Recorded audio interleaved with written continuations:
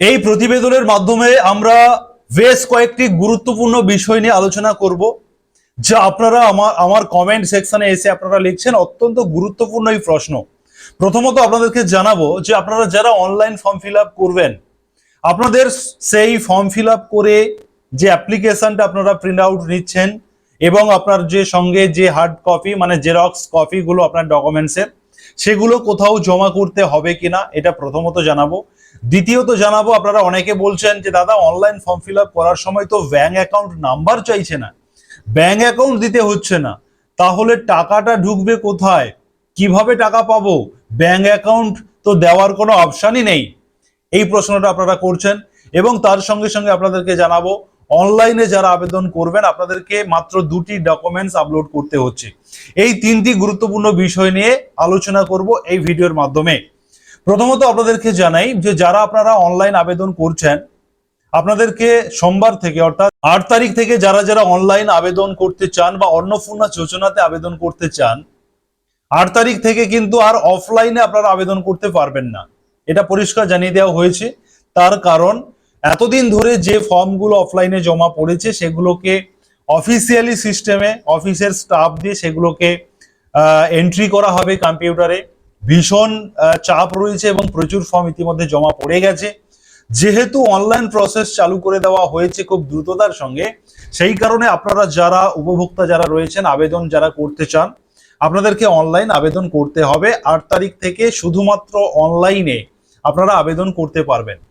এবারে প্রশ্ন হচ্ছে যে যারা আপনারা আবেদন করছেন, আপনাদের কি ফর্মটা কোথাও গিয়ে আবার জমা দিয়ে আসতে হবে অনলাইন করার পরে? না, এখনো পর্যন্ত আমি যে সময় দাঁড়িয়ে আপনাদেরকে ইনফরমেশনটা দিচ্ছি, এই ভিডিও বানাচ্ছি, তখনও পর্যন্ত সরকারি তরফে কোনো বিজ্ঞপ্তি নোটিফিকেশন কোথাও থেকে নেই যে আপনাদের অনলাইন করার পরে তার হার্ড কপিটা সাবমিট করতে হবে বিডিও অফিসে, এমন কোনো নির্দেশিকা এখনো আসেনি। সেই কারণে আপনারা অনলাইন করার পরে অনলাইনের যে ফর্মটা প্রিন্ট আউট হবে সেটা আপনারা সযত্নে আপনাদের কাছে গুছিয়ে রেখে দেবেন এবং তার সঙ্গে সঙ্গে অনলাইন করার সময় যে যে ডকুমেন্টসগুলো আপনারা আপলোড করছেন স্ক্যান করে, তার জেরক্স করে আপনারা ফর্মের সঙ্গে অ্যাটাচ করে আপনার কাছে এখন রেখে দিন। কারণ সরকারি তরফে কিন্তু কোথাও জমা করার কথা বলা হয়নি। যেহেতু জমা করার কথা বলা হয়নি সেহেতু আপনাদের জমা করতে হচ্ছে না। যদি কখনো বলা হয় যে আপনাদেরকে ভিডিও অফিসে জমা করতে হবে বা কোথাও ক্যাম্প করে নেওয়া হবে, যদি বলা হয়, আমি যদির প্রসঙ্গে আসছি, তবে আপনারা জমা দেবেন, না হলে কিন্তু কোথাও এই মুহূর্তে জমা দিতে হচ্ছে না। আর যদি জমা দেওয়ার কথা সরকারিভাবে বিজ্ঞপ্তি হয়, নোটিফিকেশন বেরোয়, জানানো হয়, আমরা আপনাদেরকে আমাদের চ্যানেলের মাধ্যমে সেই খবর জানিয়ে দেব। এটা গেল প্রথমত। দ্বিতীয়ত হচ্ছে আপনারা অনেকে বলছেন যে দাদা অনলাইন করার সময় তো ব্যাংক অ্যাকাউন্ট চাইছে না, কারোরই চাইছে না, হেড অফ দ্য ফ্যামিলির চাইছে না, কোনো মেম্বারের দিতে হচ্ছে না, তাহলে টাকাটা কিভাবে ঢুকবে? এখানে আপনাদেরকে বলে রাখি যে আপনাদেরকে এই অন্নপূর্ণা ভান্ডারের জন্য ডিবিটি লিঙ্ক করতে বলা হয়েছিল, নিশ্চয়ই আপনাদের মনে থাকবে। আর ডিবিটি লিঙ্ক করার অর্থ হচ্ছে, ডিবিটি লিঙ্ক কথাটার অর্থ হচ্ছে ডিরেক্ট বেনিফিট ট্রান্সফার। অর্থাৎ যে বেনিফিট আপনাদেরকে সরকার দেবে সেটা আধার লিঙ্কের মাধ্যমে। আপনারা তো আধার কার্ড নাম্বারটা এন্টার করছেন, আধারের স্ক্যান কপিটা দিচ্ছেন, আধার নাম্বার ধরে আপনার যে ব্যাংকের সঙ্গে লিঙ্ক থাকবে, ডিবিটি থাকবে, আধার সিলেট থাকবে যে ব্যাংকে, সেই ব্যাংকে সরাসরি অ্যাকাউন্টে টাকাটা ঢুকে যাবে।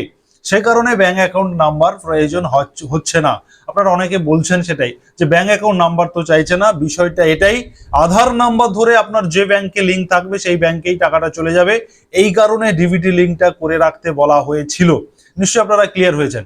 এবারে আমি যেটা বলবো যে অনলাইন আবেদন করতে গেলে হেড অফ দ্য ফ্যামিলি সহ যতজন ফ্যামিলি মেম্বারের তথ্য আপনি এন্টার করবেন, দেবেন, প্রত্যেকের আধার কার্ডের স্ক্যান কপি, অরিজিনাল স্ক্যান বা ছবি তুলে আপনাদেরকে আপলোড করতে হবে 50 থেকে 200 কেবির মধ্যে।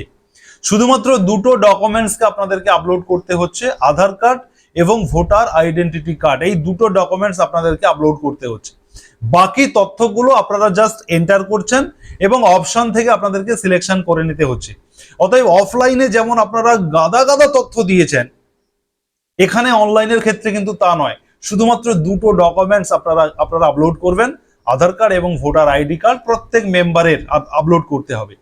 অতএব এই ভিডিওর মাধ্যমে এই 3টি গুরুত্বপূর্ণ বিষয় আমরা আপনাদেরকে জানাচ্ছি। আপনারা আমাদের চ্যানেলকে বিশ্বাস করতে পারেন, ভরসা করতে পারেন, সাবস্ক্রাইব করুন, কারণ আমরা সবসময়ের জন্য সঠিক আপডেট দিই। আমরা এমন কোনো ইনফরমেশন দেব না যেটা মানুষের ক্ষতি হবে, মানুষের মধ্যে ভয় তৈরি হবে, কনফিউশন তৈরি হবে, প্যানিক হবে, এমন কোনো ইনফরমেশন কিন্তু আমরা প্রোভাইড করি না। মানুষের উপকারে আসবে সে ধরনের তথ্য আমরা আপনাদেরকে জানাই। সে কারণে আপনারা আমাদের চ্যানেলকে সাবস্ক্রাইব করুন, ফেসবুক থেকে দেখলে ফলো করুন এবং এই ভিডিওটি শেয়ার করে দিন, কারণ আপনাদের মধ্য থেকে উঠে আসা প্রশ্নের সমাধান, সলিউশন আমি দিলাম। ধন্যবাদ।